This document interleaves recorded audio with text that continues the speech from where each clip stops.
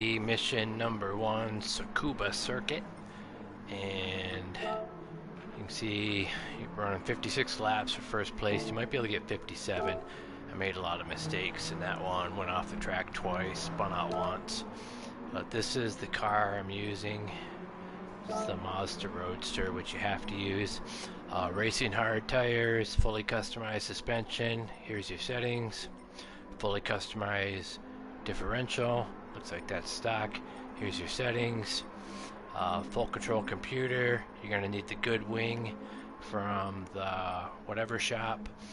You need ballast. And here's your settings for that.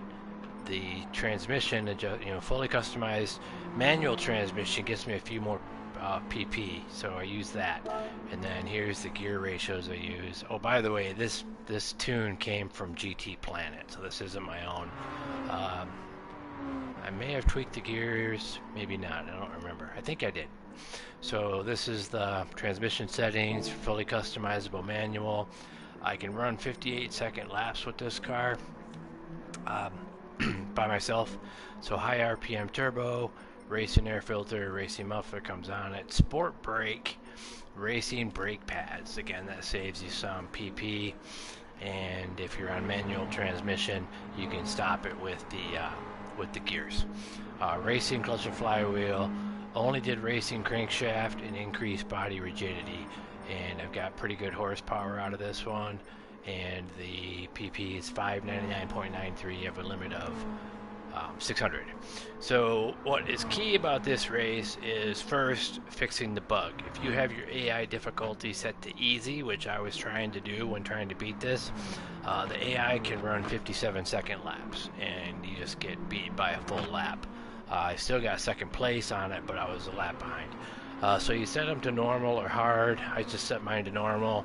Then they do not run 57-second laps, and my 59 seconds was the fastest lap of the race. So then the next key is the pits.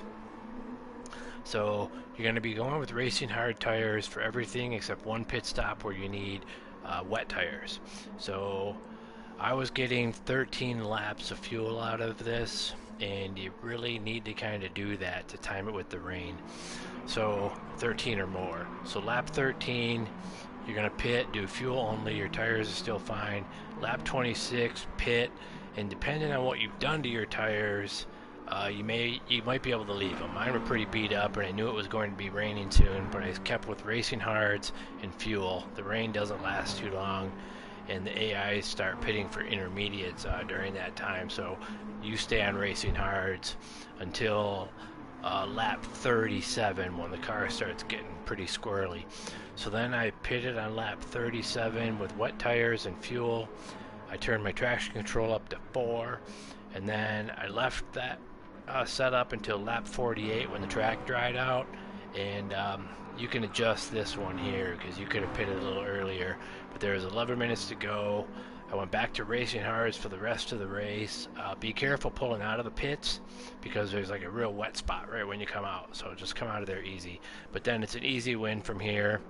The AIs switch to intermediates at one point while you're racing, and then they go back to racing hards, and I won by a full lap. And that's pretty much it for this mission. You're going to get 56 total laps, maybe 57 if you don't do the mistakes I made.